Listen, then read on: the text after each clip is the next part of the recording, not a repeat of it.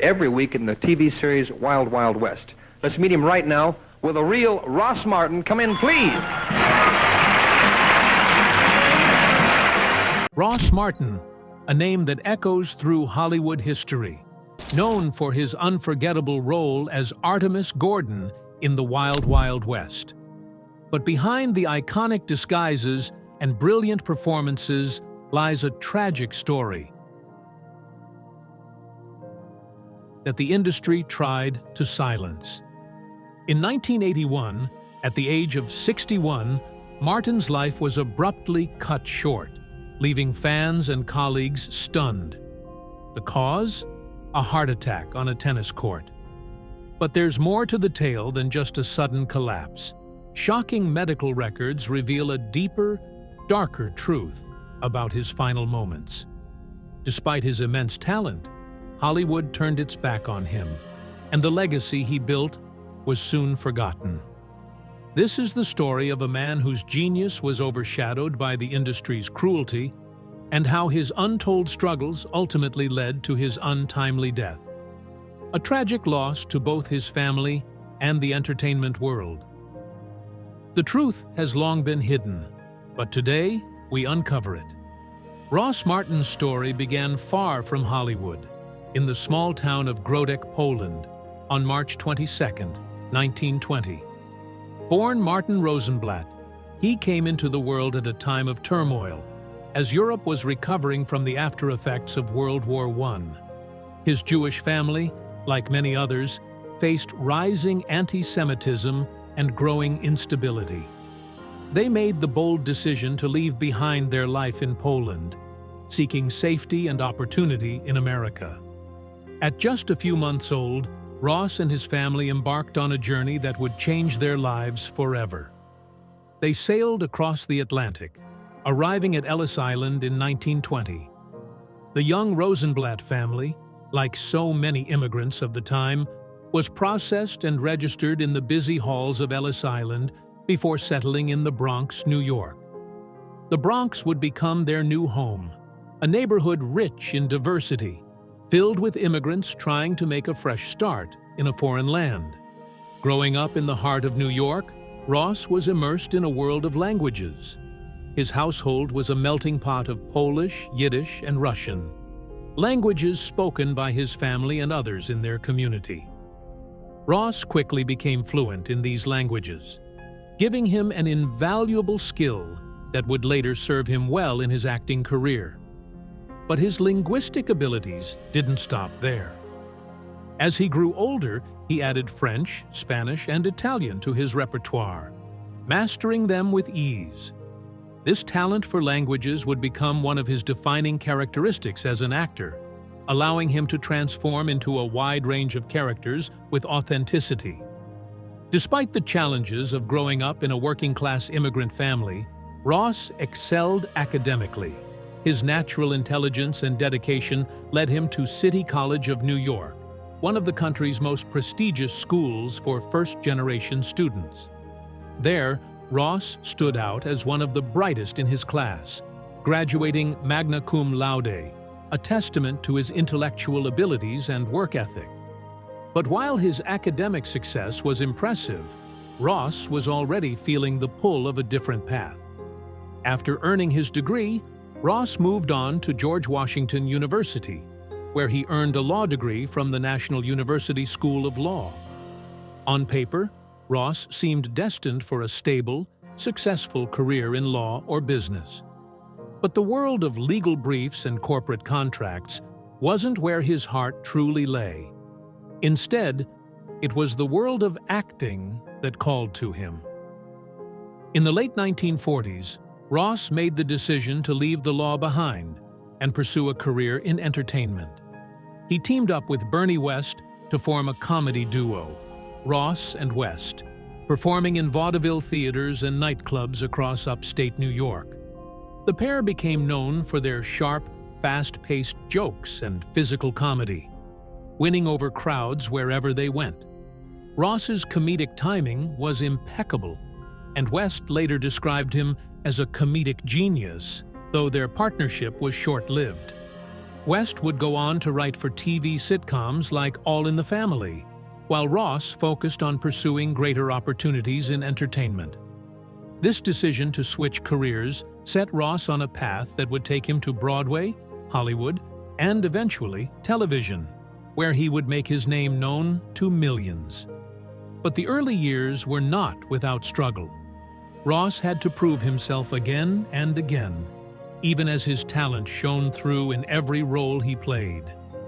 His breakthrough on Broadway came in 1953 when he joined the cast of Hazel Flagg, a musical satire based on the 1937 film Nothing Sacred. Ross played the role of Dr. Egelhofer in a production that ran for 190 performances, earning praise for his ability to balance humor with drama.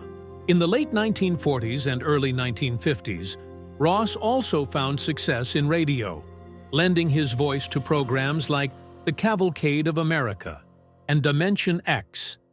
His ability to switch between different accents and characters with ease caught the attention of producers, leading to his own radio program, The Ross Martin Show. Each episode showcased his remarkable versatility as a voice actor, with Ross seamlessly shifting between roles that spanned the gamut of human experience. His talent for voice work made him a sought-after performer, and it wasn't long before he transitioned into live-action television. From there, his career took off. He appeared in a series of films, starting with a supporting role in Conquest of Space, 1955, a sci-fi epic that explored humanity's first journey to Mars. While the film wasn't a major hit, it marked Ross's entry into Hollywood. More films followed, and his career began to build momentum, though it was television that would eventually make him a household name. His path from immigrant child to stage actor to Hollywood star was a testament to his determination, his versatility, and his unyielding pursuit of his dreams. By the time he'd navigated the challenging world of show business, Ross Martin had firmly established himself as a unique and talented performer, ready to take on whatever challenges Hollywood could throw his way. But the journey from immigrant to icon was only just beginning. In the 1940s, Ross Martin's career took its first steps on the lively stages of vaudeville and nightclubs. Partnering with comedian Bernie West, they formed a comedy duo known as Ross and West. Their act blended fast-paced humor with physical comedy, earning them a loyal following across upstate New York.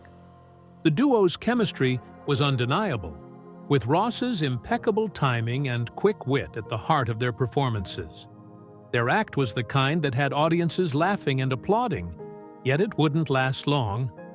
While Bernie West moved on to work in television production, Ross knew that his ambitions stretched beyond comedy clubs. He was ready to test himself in the wider world of performance, and Broadway was calling his name.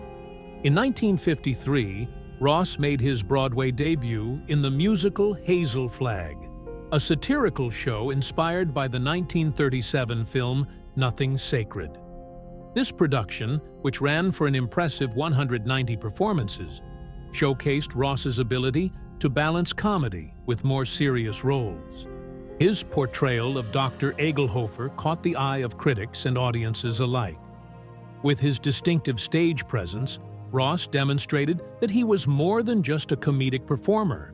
He could handle the nuances of a complex role. The success of Hazel Flagg opened the door to greater opportunities on the stage, further establishing Ross as a versatile actor capable of adapting to various genres and styles. But Broadway was just one of the many platforms where Ross would leave his mark. While he was making a name for himself on the stage, he was also gaining recognition in the world of radio.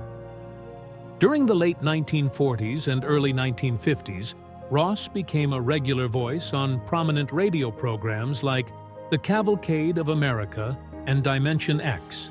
His work in these programs revealed his extraordinary ability to morph into different characters and accents. He could effortlessly switch between voices, creating diverse personalities that captivated listeners. Ross's versatility with accents was not just a skill. It was a trademark that set him apart from other performers of his time. Whether he was playing a tough guy with a Brooklyn accent or a sophisticated European gentleman, he always made each character feel real and believable. In fact, his talents as a voice actor were so impressive that they helped launch his next major career shift into live-action television. As radio continued to solidify his reputation, Ross made his transition into Hollywood films.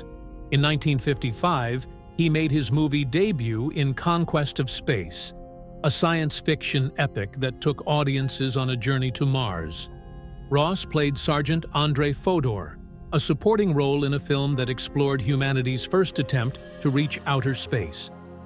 Although the film wasn't a box office hit, it marked a significant milestone in Ross's career.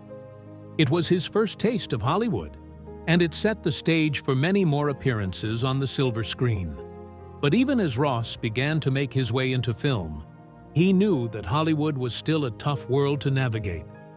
He was still paying his dues, fighting for the roles that would ultimately define his career. However, his ability to bring authenticity to every character, honed through his years of live performance and radio work, ensured that his talent couldn't be ignored for long. His adaptability as an actor, whether on stage, on the airwaves, or in front of a film camera, proved that Ross Martin was not only a man of many voices, but a man of limitless possibilities. By the time the 1950s were coming to a close, Ross had gained the skills and the reputation necessary to rise above the rest in an industry that often demanded conformity. His diverse talents, honed over years of stage and radio work, laid the foundation for what would soon become a remarkable career in television and film, one that would catapult him to stardom in the years ahead. In 1959, Ross Martin's career reached a pivotal moment when he landed a role that would be his big break. He was cast as Andamo, the quick-witted sidekick to John Vivian's charming gambler in the CBS series Mr. Lucky. Andamo wasn't just any sidekick, he was a crafty and clever character who added a layer of sharp humor to every episode. Ross's performance brought a refreshing depth to the role, showcasing his impeccable comedic timing and his gift for improvisation.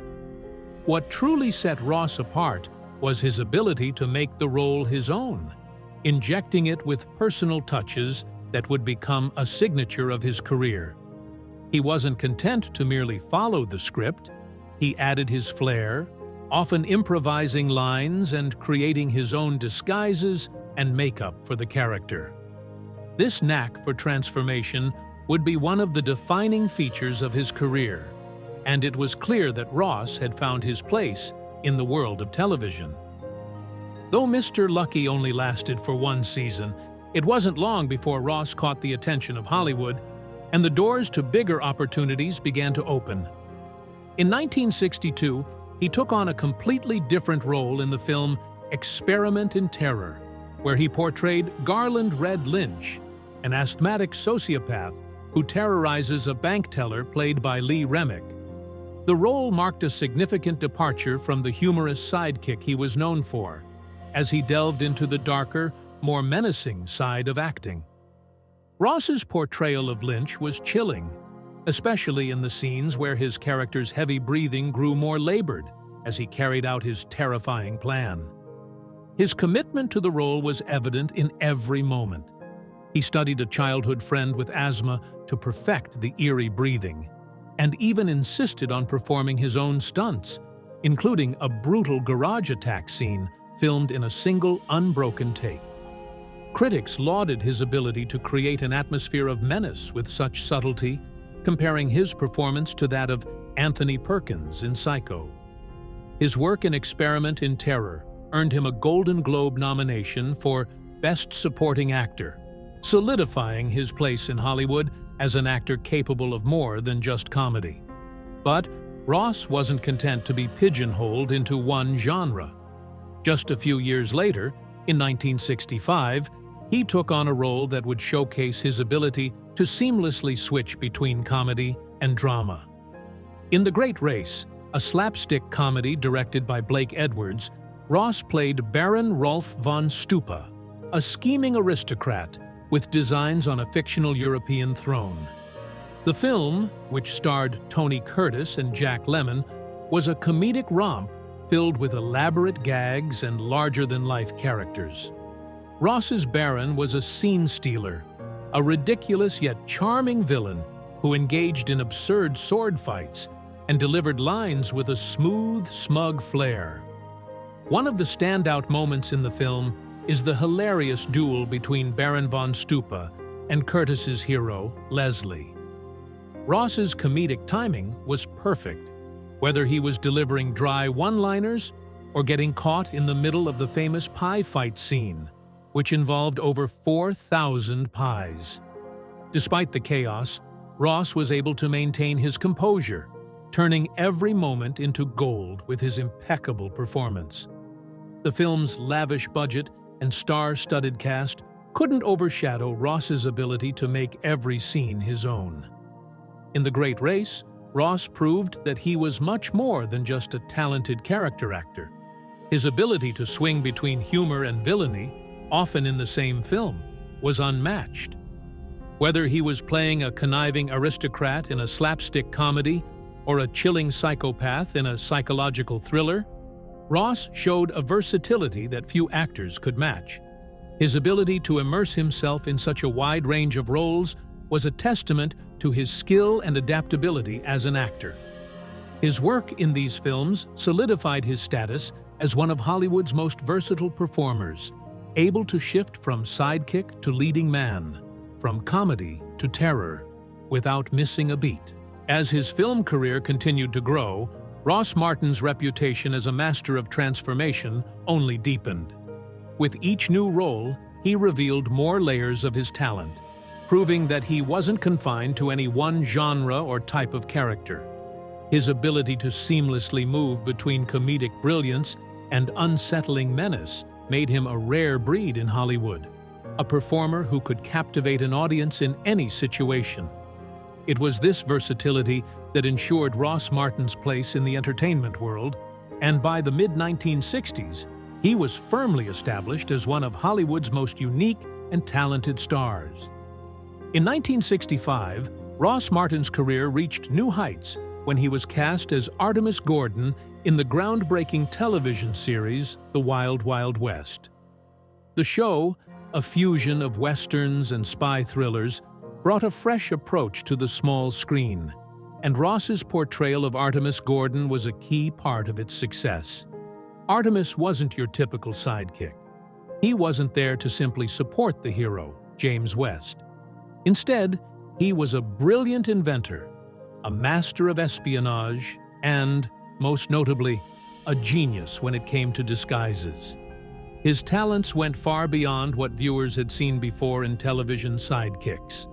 Artemis was a multidimensional character, one who used his intellect, wit, and technological innovations to save the day.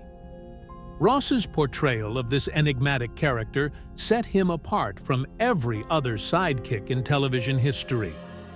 One of the defining aspects of Ross's portrayal of Artemis was his extraordinary talent for creating and wearing disguises.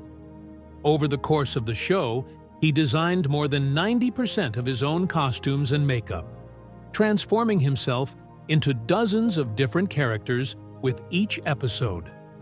The results were stunningly realistic. His disguises were so convincing that even his co-star, Robert Conrad, would often fail to recognize him until the cameras rolled. Ross didn't just change his appearance, he transformed his entire persona. He would design his costumes, select wigs, and apply makeup in his dressing room, meticulously crafting each look. It was a hands-on process that showcased his dedication to his craft. He often went beyond makeup and prosthetics, altering his voice, mannerisms, and body language to match the characters he was portraying. His ability to completely reinvent himself with each disguise became one of the show's trademarks, and it was clear that Ross had created a character who was as much about brains as he was about brawn. Beyond his skill with makeup and costumes, Ross's linguistic ability was another key factor in making his portrayal of Artemis Gordon so unique. Fluent in multiple languages, including Polish, Yiddish, Russian, French, Spanish, Italian, and German, Ross was able to switch accents with ease.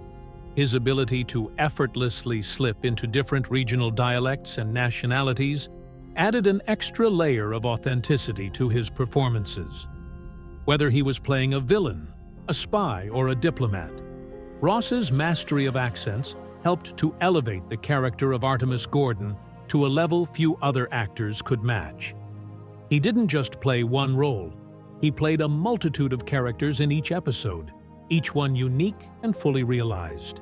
His linguistic flexibility allowed him to inhabit every role with precision and depth, making his performances even more memorable. As the series progressed, Artemis Gordon evolved into a far more complex character than many viewers might have expected. Initially conceived as the sidekick to Robert Conrad's James West, Artemis quickly proved he was much more than just a secondary character. As the show's writers developed the character further, Artemis became a brilliant inventor, often using his skills to build gadgets that would help the heroes get out of sticky situations. He was no longer just the comic relief or the backup. He was an integral part of the show's success. Ross's ability to portray Artemis's intellect and resourcefulness added depth to the character and allowed him to stand out in a genre often dominated by traditional Western heroes. However, the physical demands of playing Artemis Gordon were not without their challenges. In 1968, during the 4th season of The Wild Wild West, Ross suffered a near-fatal heart attack. It was a shocking moment for everyone on set, and the reality of his health scare forced the production to pause temporarily. Doctors discovered that Ross had a 95% blockage in his left coronary artery, and he was rushed to the hospital for treatment. Despite the severity of his condition, Ross made a remarkable recovery. But even after his near-death experience, the toll on his body was evident. He had undergone a quadruple bypass surgery in 1975, and his health continued to be a concern. Nevertheless, Ross's dedication to the show never wavered. He returned to the set after his heart attack, continuing to work on The Wild Wild West with the same intensity and passion he had before. He didn't let his health issues define him, even as they slowly began to impact his ability to work as freely as he once had. This period of his life highlighted Ross's tenacity and his commitment to his craft. The series was a massive success, but it wasn't without its personal costs for the actor. Through it all, Ross pushed himself, determined to maintain his professional obligations despite the serious health risks. His recovery and return to work spoke volumes about his resilience, and his continued dedication to the Wild Wild West was a testament to his love for the show and its fans. The Wild Wild West was more than just a television show for Ross Martin. It was the role of a lifetime. His portrayal of Artemis Gordon transcended the typical sidekick role and turned it into something entirely new, something memorable. His skill in disguises, his linguistic abilities, and his knack for creating multifaceted characters made Artemis Gordon one of the most beloved characters in television history. And despite the challenges he faced in his personal life, Ross continued to deliver stellar performances, solidifying his place as a true Hollywood legend. Ross Martin's life off-screen was filled with personal struggles that left their mark on both his career and his spirit. In the early years of his career, he had married Muriel Weiss in 1941, during a time when he was balancing his studies in law with his burgeoning career in comedy. Their daughter, Phyllis Rosenblatt, was born in 1943, and as Ross's career began to take off, it put a strain on their marriage. By the late 1950s, the couple had separated, though they never divorced. Despite their distance, Ross remained deeply devoted to Muriel, and when she was diagnosed with breast cancer in 1962, he quietly supported her, paying for her treatments without hesitation. Unfortunately, the disease took its toll, and on March 15, 1965, Muriel passed away at the age of 47, leaving Ross to cope with an overwhelming sense of loss. Despite the personal tragedy, Ross's professional life continued. However, the emotional toll of losing his wife was profound, and he faced a difficult decision. Should he take time to grieve, or should he continue working?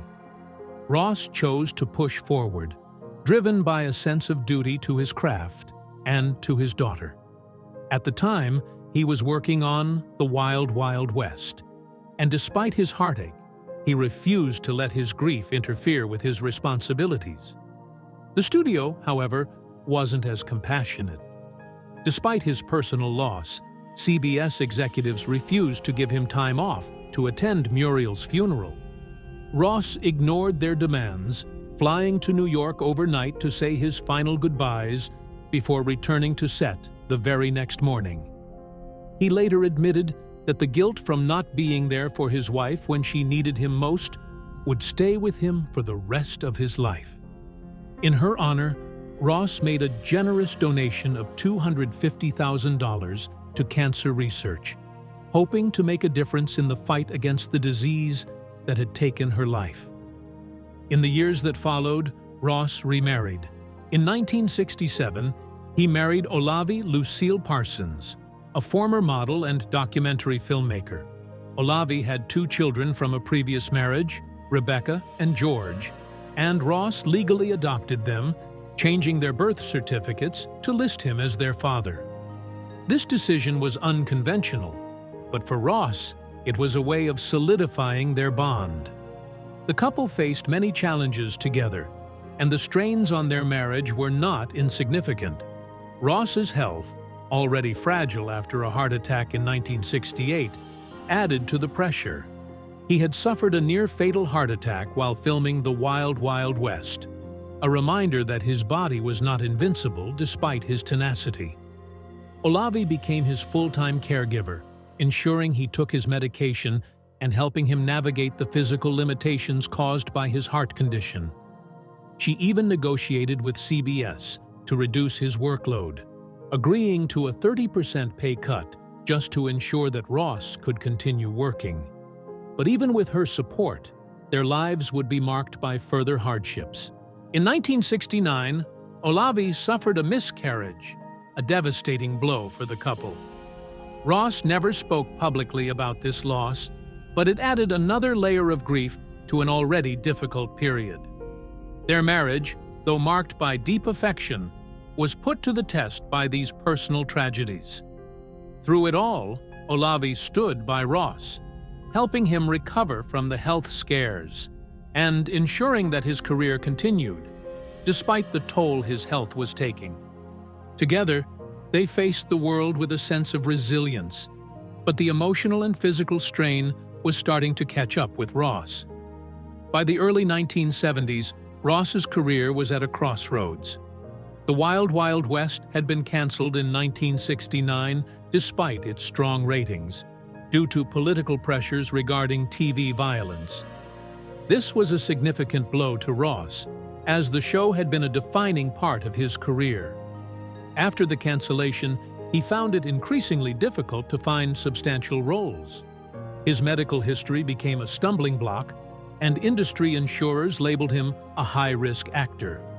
Hollywood's rejection of him due to his heart problems was an ongoing struggle, and opportunities became scarcer. Although he was offered a lead role in the detective series Banyan in 1970, producers decided against casting him, citing concerns over his health. Instead, they opted for a younger, healthier actor, Robert Forster.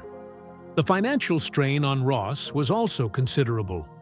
Once one of the highest-paid actors on television, earning $115,000 per episode on The Wild Wild West, Ross's income had plummeted. By 1973, he was earning a fraction of that amount for guest appearances.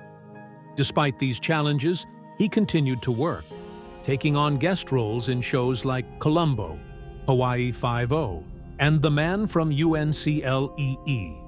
Even in these smaller roles, Ross's talent was undeniable, and he earned an Emmy nomination for his appearance in the Columbo episode Suitable for Framing in 1971. But despite his talent, his health, and the industry's perception of him meant that he could no longer land leading roles. The studio's reluctance to take a chance on Ross only grew after his heart attack and the cancellation of the Wild Wild West.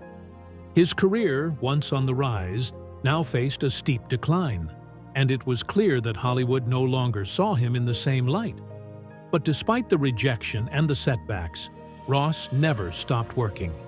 Between 1970 and 1981, he appeared in 87 guest roles, carving out a niche for himself as a villain, eccentric genius, and mysterious mastermind. Even though Hollywood had moved on, Ross's ability to transform into any character ensured that his talent was still recognized, albeit in smaller, less lucrative roles.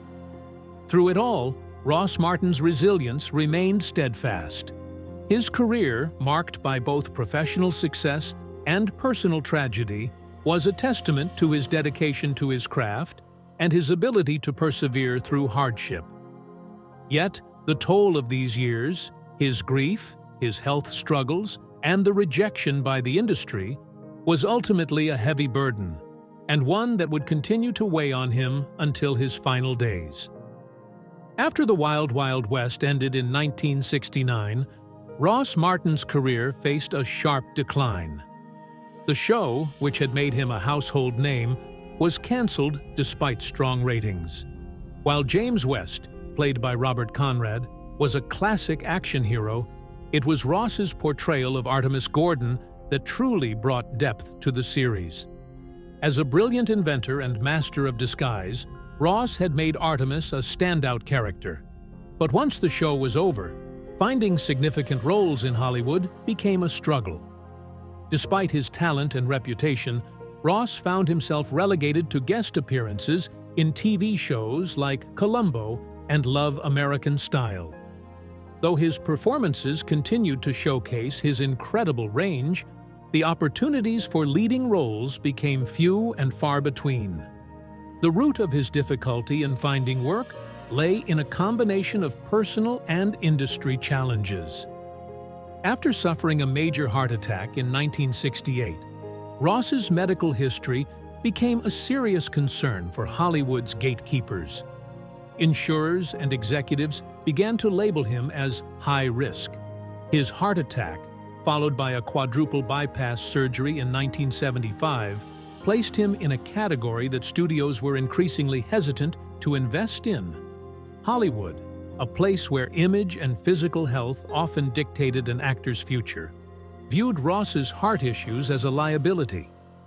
In an industry driven by financial considerations, the threat of another medical emergency was too great a risk for most producers, and the result was a significant drop in the quality and quantity of the roles Ross was offered.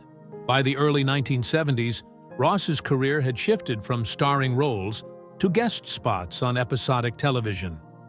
The major studios that once saw him as a rising star now saw him as a financial gamble.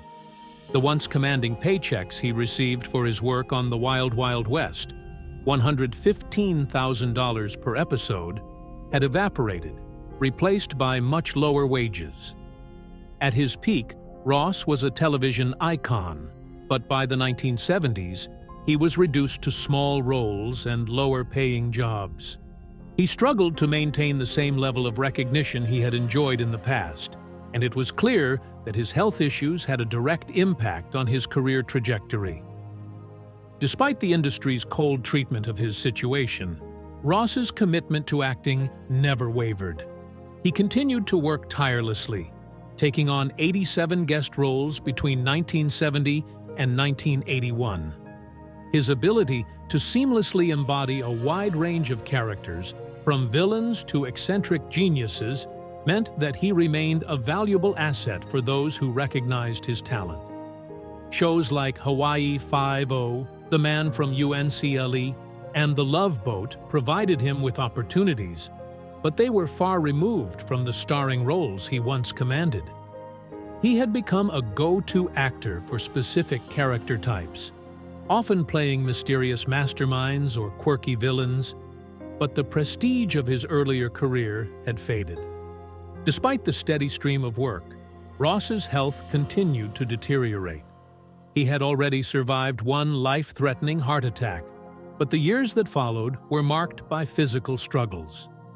His energy waned, and he found it increasingly difficult to maintain the same rigorous work schedule he once had. Still, he pushed forward, refusing to let his declining health stop him from pursuing his craft. His determination to continue acting, even as his body weakened, spoke volumes about his dedication to his art and the industry that had often overlooked him. But the toll on his health was undeniable. The stress of working with an ailing body took its toll, both physically and emotionally. By the early 1980s, it was clear that Ross was no longer the picture of health he once had been. His body, once resilient enough to handle the physical demands of acting, could no longer keep up. Though his passion for acting remained strong, the reality of his declining health loomed large. In the face of this, Ross pushed through, making the most of the opportunities that came his way, even as his body betrayed him. The industry's indifference to Ross's health and the diminishing opportunities he faced were a reflection of the harsh realities of Hollywood. Despite his talent, experience, and legacy, he was treated like a risk, someone too fragile to lead a major production. It was a cruel fate for an actor whose work had been admired and respected just a few years earlier. The stark contrast between his past success and the difficulties he now faced was a painful reminder of the fleeting nature of fame and the unforgiving attitude of the entertainment industry. In his final years, Ross continued to give everything he had to his craft, even as his health slowly spiraled. His determination to keep working in the face of mounting health challenges was a testament to his resilience, but it also underscored the tragic reality of his situation. He had once been at the height of his career, a beloved television star with a bright future. But as the years passed, Hollywood's cold treatment of him and the impact of his declining health made it harder and harder to find the recognition and respect he deserved. Despite it all, Ross Martin never gave up on acting, proving that even in the face of adversity, his love for his craft was unwavering. On July 3, 1981, Ross Martin's life came to a tragic and sudden end. The day began like any other, but it would become the day that marked the end of a career, a family's hope, and the life of a man who had dedicated everything to his craft. Ross had been spending time at the San Vicente Tennis Ranch in Rancho Mirage, California, a place where he had gone to enjoy a bit of leisure and recovery. He was known for his determination even after surviving multiple health scares, but on that fateful day, his body could no longer withstand the strain. While playing tennis, Ross began to feel dizzy, a sensation that quickly intensified. Struggling to regain his balance, he staggered towards the clubhouse, only to collapse just a few feet from the entrance. It was a horrifying moment for those around him. Eyewitnesses later recounted how Ross appeared confused and unsteady, as if something was terribly wrong. His wife, Olavi, who had been by his side throughout his recovery from his earlier heart attack and had seen him through countless challenges, was there with him when it happened. She immediately called for help as paramedics rushed to the scene. The ambulance arrived within minutes, but it was clear that time was running out for Ross. Paramedics worked desperately to revive him, but despite their best efforts, Ross's heart had stopped. His wife, standing by him in his final moments, recited the Lord's Prayer, a comforting and spiritual gesture in a time of overwhelming distress. She later recalled that she never left his side, even as they tried to revive him, and clung to the hope that he might pull through once again. But it was not to be. Ross Martin was rushed to Pomerado Hospital in Poway, California, but by the time they arrived, he was gone. The official cause of death was heart failure, the result of a complete blockage in the left anterior descending artery, an artery often referred to as the widowmaker due to the severity of the blockage and its tendency to cause fatal heart attacks. For Ross, who had already faced heart issues in the past, this was the final blow his body could not recover from. Olavi was devastated by the loss of her husband, who had been her rock since their marriage in 1967. She had been through so much with Ross, watching him fight through health struggles, support his career, and continue to work even when his body was beginning to fail him. Now, standing at the threshold of life without him, she was left to cope with the overwhelming grief of losing someone she had spent years nurturing through illness and hardship. In the aftermath, the world was left stunned by the loss of Ross Martin, a man whose career had spanned decades and whose talent had captivated audiences for much of his life. His passing at the age of 61 was sudden and cruel, coming at a time when it seemed that his career was still brimming with potential. He had worked relentlessly in his later years, taking on guest roles to continue supporting himself and his family. But his health had never fully recovered from the series of heart attacks that had plagued him. Despite this, Ross never lost his passion for acting, always returning to the stage, screen, or set with dedication, even as his body betrayed him. For his wife Olavi, the pain was unbearable. Having spent so many years by Ross's side, managing his health and caring for him through his struggles, she now had to face the painful reality of life without him. The moment he collapsed on that tennis court was not just the loss of a man, but the loss of a relationship built on years of resilience, love, and support.